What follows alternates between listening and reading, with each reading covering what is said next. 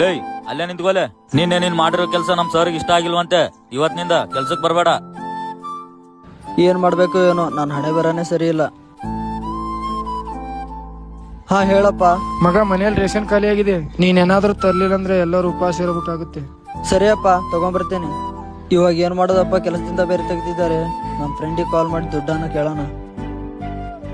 Hello ಮಚ್ಚ, 100 ರೂಪಾಯಿ ಬೇಕಿತ್ಲೆ. ಮನೇಲಿ ರೇಷನ್ ಇರ್ಲಿಲ್ಲ, ಸ್ಯಾಲ್ರಿ ಆದ ತಕ್ಷಣ ಕೊಡ್ತೀನಿ. ಲೇ ಮಚ್ಚ, ನನ್ನ ಹತ್ರ ದುಡ್ಡಿಲ್ಲಲೇ. ಸರಿ ಮಚ್ಚ. ಮಚ್ಚ 100 ರೂಪಾಯಿ ಇದ್ರೆ ಕೊಡ್ತೀಯಾ? ಮನೇಲಿ ರೇಷನ್ ಇರ್ಲಿಲ್ಲ.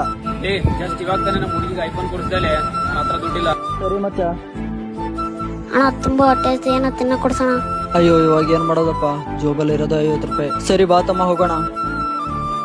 ಅಣ್ಣ, 1 ಪ್ಲೇಟ್ ವಡಪಾವ್ ಕೊಡಿ. ತಗೊಳ್ಳಿ ತಮ್ಮ, ತಿನ್ನು.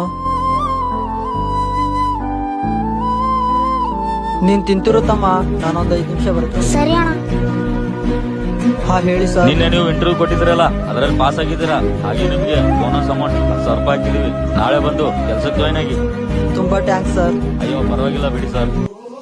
ಯಾರೇ ಇರ್ಲಿ, ನಮಗೆ ಕಷ್ಟ ಇದೆ ಅಂತ ಗೊತ್ತಿದ್ರು ಒಳ್ಳೇದ್ ಮಾಡಿದ್ರೆ ಒಳ್ಳೇದಾಗಿ ಆಗುತ್ತೆ.